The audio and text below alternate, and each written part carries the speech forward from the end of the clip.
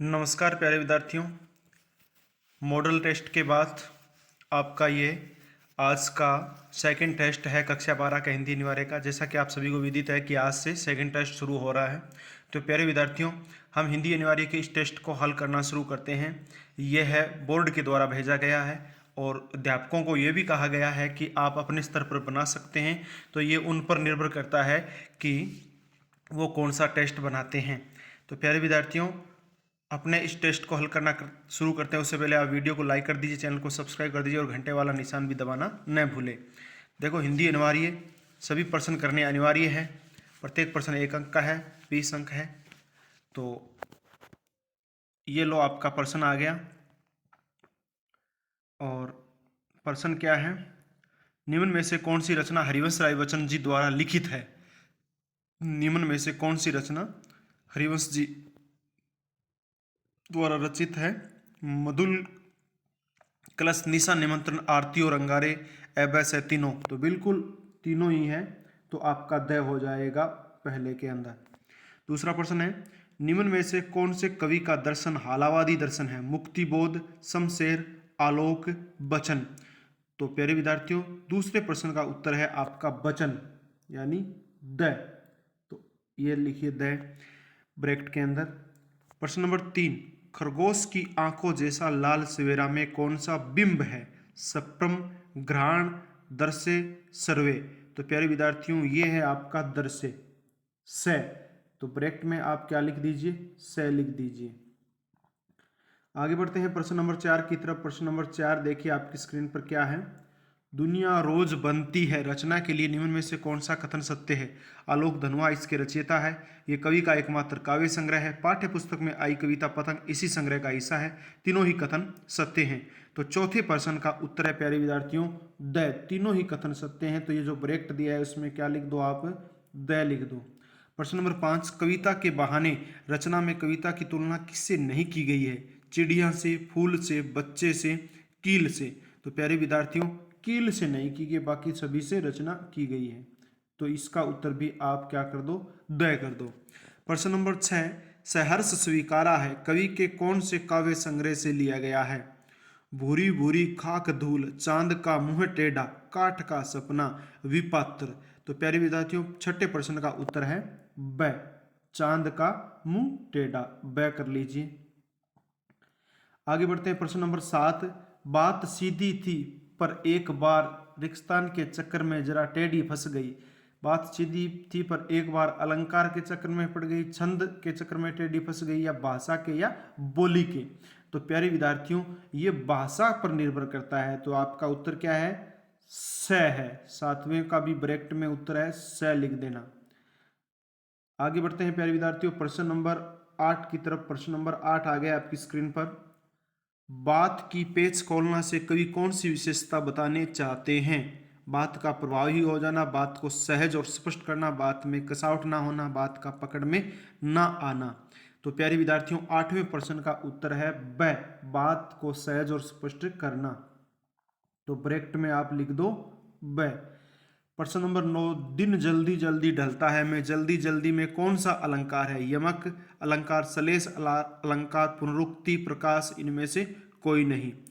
तो 9वें प्रश्न का उत्तर प्यारे विद्यार्थियों है आपका स। 9वें का उत्तर क्या है? स, पुनरुक्ति, प्रकाश, अलंकार। तो आप ब्रैकेट में क्या लिख दो? स लिख दो। प्रश्न नंबर 10, किस लेखक की आत्मकथा 4 खंडों में है? रघुवीर सहाय, आलोक, हरिवंश राय बच्चन, कुंवर नारायण। किस लेखक की आत्मकथा 4 खंडों में है? तो कुंवर राय नारायण की है कथा, वो 4 खंडों में है। तो आप उत्तर कर दीजिए द। प्रश्न नंबर 11, कविता सहर्ष स्वीकार है में अंधकार अमावस्या के लिए कवि ने कौन सा विशेषण प्रयोग में लिया है? रात्रि, निशा, रमणीय, दक्षिण ध्रुवी। तो प्यारे विद्यार्थियों, दक्षिणी ध्रुवी है वह विशेषण का में लिया है। तो 11 का उत्तर है आपका द। तो ब्रैकेट में लिख दो द। प्रश्न नंबर 12, जितना भी उडेलता हूं भर भर फिर आता है में कौन सा अलंकार प्रयोग हुआ है? यमक, विरोधाभास, उत्प्रेक्षा, सलेश। तो 12 का उत्तर है प्यारे विद्यार्थियों ब, विरोधाभास। कौन सा है? ब, विरोधाभास। आगे बढ़ते हैं उससे पहले डिस्क्रिप्शन में WhatsApp group, Facebook page, Instagram, Twitter, Telegram channel के लिंक दिए गए हैं, जिन पर क्लिक करके आप हमारी सोशल साइट से जुड़ सकते हैं, जहां पर आपको एजुकेशन संबंधी अपडेट है वो समय समय पर मिलती रहती है। प्रश्न नंबर 13, जो कुछ भी जागत है अपलक है संवेदन तुम्हारा है। पंक्तियों में तुम्हारा शब्द से तात्पर्य है कवि स्वयं से, कवि के प्रियतम से, इस दुनिया से या ईश्वर से। तो प्यारे विद्यार्थियों, प्रश्न नंबर 13 का उत्तर है कवि के प्रियतम से, यानी ब उत्तर है, और आप ब्रैकेट में भी ब कर देना। प्रश्न नंबर 14, कैमरे में बंद अपाहिज कविता के लिए कौन सा कथन सही नहीं है।